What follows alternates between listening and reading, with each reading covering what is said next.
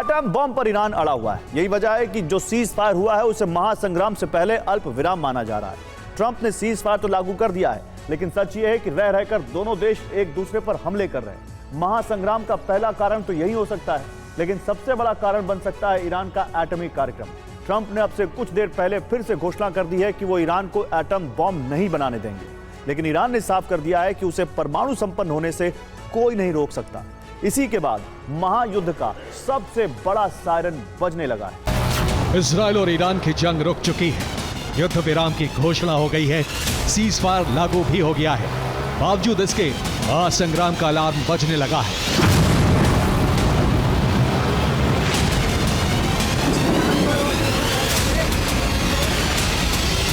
रक्षा विशेषज्ञ से महासंग्राम से पहले युद्ध का अल्प विराम बता रहे हैं। दावा किया जा रहा है कि ये सीज फायर अरब संग्राम से पहले एक छोटा सा ब्रेक भर है।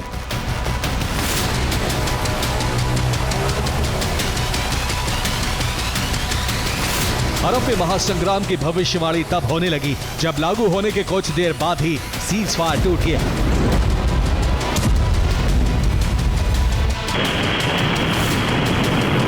दोनों तरफ से एक दूसरे पर कई राउंड मिसाइल और ड्रोन हमले किए गए। सीज फायर टूटा तो अमेरिकी राष्ट्रपति डोनाल्ड ट्रंप भड़क गए।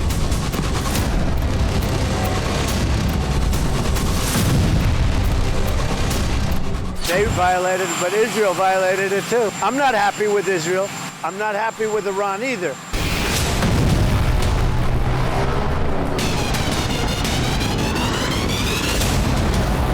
ट्रंप यही नहीं रुके, उन्होंने इजराइल के प्रधानमंत्री बेंजामिन नेतन्याहू को फोन किया। ट्रंप ने कहा कि इजराइल ईरान पर हमले बंद करे।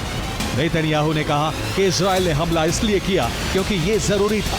ईरान ने सीज फायर का उल्लंघन किया, इसलिए उसे जवाब देना बहुत जरूरी हो गया था।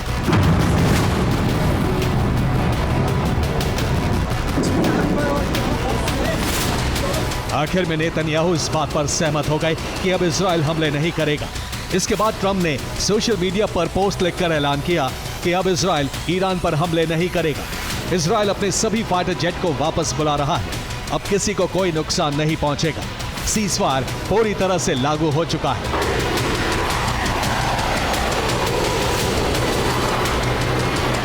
ट्रंप को दखल इसलिए देना पड़ा क्योंकि इजराइल का आरोप है कि सीज फायर ईरान ने तोड़ा।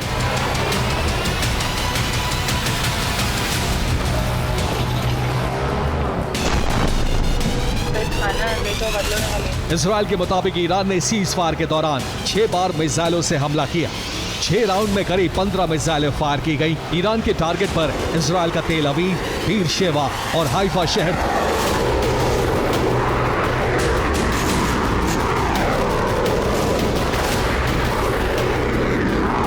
इजराइल का दावा है कि उसने ईरान की सभी मिसाइलों को हवा में ही ध्वस्त कर दिया। ईरान ने बैलिस्टिक मिसाइलें फायर की तो भड़के इजराइल ने काउंटर हमले शुरू कर दिए।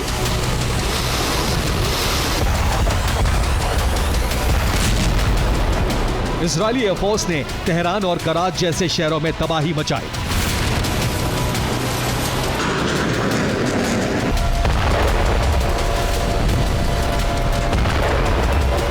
इजरायली सेना आईडीएफ ने बयान जारी कर कहा है कि खतरा अब भी बना हुआ है, इसलिए नागरिकों के लिए बने दिशा निर्देशों में कोई बदलाव नहीं किया गया है।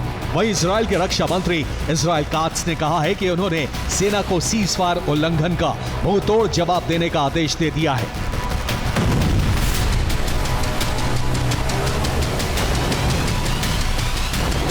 इजराइल ईरान के बीच घोषित युद्ध विराम इसलिए भी बहुत दिनों तक नहीं चलेगा क्योंकि माना जा रहा है कि इजराइल और अमेरिका का हमले के पीछे जो लक्ष्य था वो पूरा नहीं हुआ।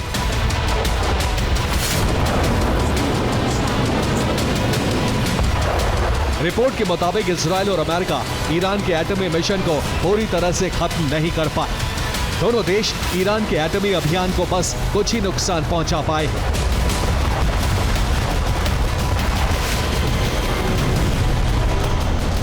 यही वजह है कि ईरान के एटॉमिक एनर्जी ऑर्गेनाइजेशन के चीफ मोहम्मद इस्लामी ने कहा है कि ईरान जल्द ही अपने परमाणु कार्यक्रमों को फिर से शुरू करेगा। ईरान परमाणु प्रोग्राम शुरू करने जा रहा है। ऐसे में अमेरिकी राष्ट्रपति डोनाल्ड ट्रंप ने फिर उसे चेतावनी जारी कर दी है।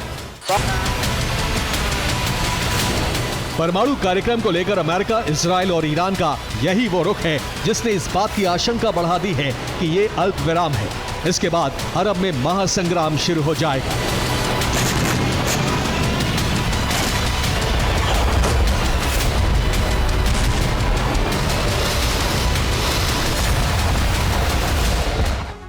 तो अल्प विराम के बाद महासंग्राम क्यों छिड़ सकता है, इसके एक दो नहीं बल्कि कई कारण हैं। पहला कारण यह है कि अमेरिका और इजराइल ईरान को एटम बम नहीं बनाने देंगे, और सच यह है कि ईरान अपना परमाणु कार्यक्रम रोकने को तैयार नहीं है। इजराइल और अमेरिका ने ईरान पर जो हमले किए उसका मकसद था ईरानी परमाणु कार्यक्रम को पूरी तरह खत्म करना, लेकिन सच यह है कि इजराइल और अमेरिका ऐसा नहीं कर पाए। ईरान के परमाणु मिशन को बहुत कम नुकसान पहुंचा है। ईरान ने ऐलान कर दिया है कि वो अपना परमाणु कार्यक्रम जल्द ही फिर से शुरू करेगा। ईरान का परमाणु मिशन इजराइल और अमेरिका के लिए खतरा है। यही वजह है कि ईरान और अमेरिका फिर से हमला कर सकते हैं। ऐसा होने पर ईरान भी पलटवार करेगा और फिर अरब में महासंग्राम छिड़ जाएगा।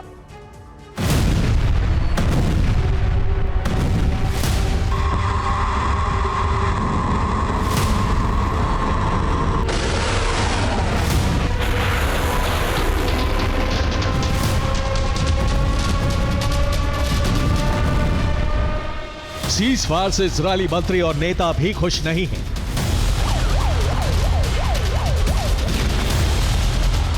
इजरायली सांसद एविगडोर लीबरमैन ने कहा है कि घायल शेर को छोड़ने से ज्यादा खतरनाक कुछ नहीं होता। ये हमें 2 या 3 साल के भीतर एक और युद्ध की ओर ले जाएगा और उस वक्त हालात अब से कहीं ज्यादा खराब होंगे।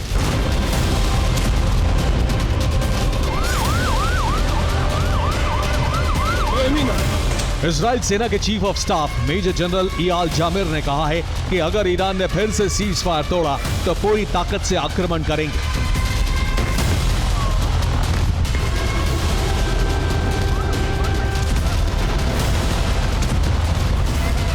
उधर ईरान में भी एक धड़ा इजराइल से आर पार और स्वतंत्र फिलिस्तीन बनाने तक जंग की मांग कर रहा है।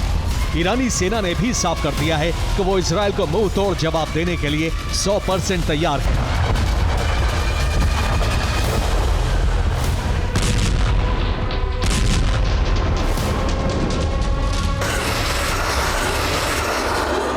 ईरानी सेना के chief of staff major general Mousavi ने कहा है कि ईरानी सैनिक अंतिम सांस तक जंग लड़ेंगे। IRGC के चीफ मोहम्मद पाखपोर ने कहा है कि इजराइल और अमेरिका ने फिर से हमला किया तो इसके बहुत भयावह परिणाम होंगे।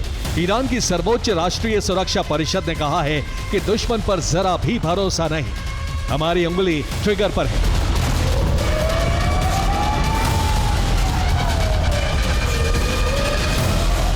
इजराइल और ईरान की तरफ से ये ऐलान तब हुए जब दोनों ने एक दूसरे पर हमले किए।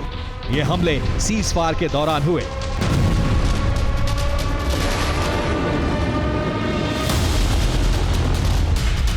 ईरान की मिसाइलें इजराइल के बीर शेबा इलाके में आकर गिरी। विस्फोट की वजह से कई इमारतें मलबा बन गई। इजराइल के बीर शेबा में ही मौजूद TV9 भारतवर्ष के संवाददाता मनीष झा ने जो रिपोर्ट भेजी है वो तबाही की असली तस्वीर पेश कर रही है।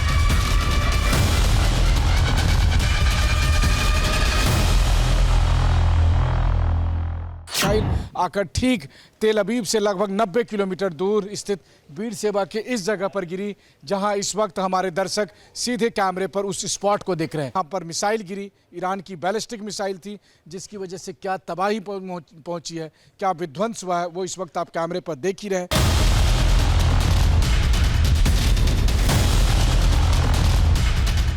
बीर शेबा में ईरान के हमले से 5 लोग मारे गए, कई लोग घायल हैं। 1-2 नहीं बल्कि कई इमारतें मलबा बन गई, कई गाड़ियां जलकर भस्म हो गई।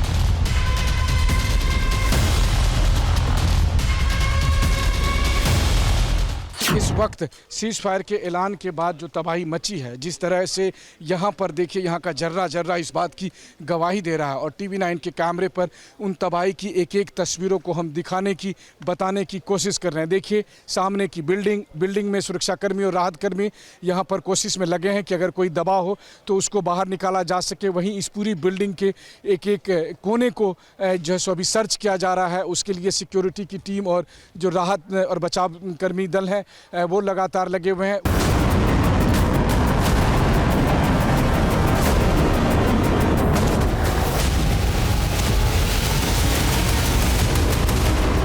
ईरान ने सिर्फ बीर शेवा ही नहीं बल्कि तेल अवीव और हाइफा को भी टारगेट किया। इजराइल का दावा है कि उसने ईरान की ज्यादातर मिसाइलों को तबाह कर दिया।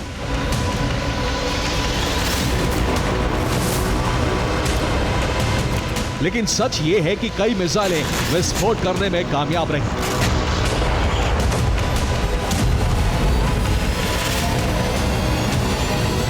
जवाब में इजराइल ने भी हमले किए। इजरायली सेना ने तेहरान, कराच और तबरीज में कई राउंड हमले किए। इजरायली हमले से इन तीनों शहरों में बड़ी तबाही हुई है।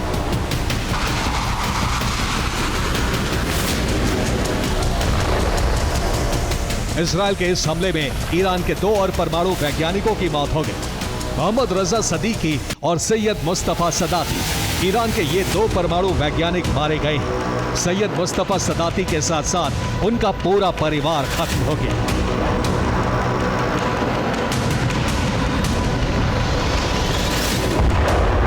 नेतन्याहू का प्लान ये है कि किसी तरह से अमेरिका को युद्ध में घसीटा जाए, अमेरिका की मिसाइलों का इस्तेमाल कर अपने हित पूरे किए जाए।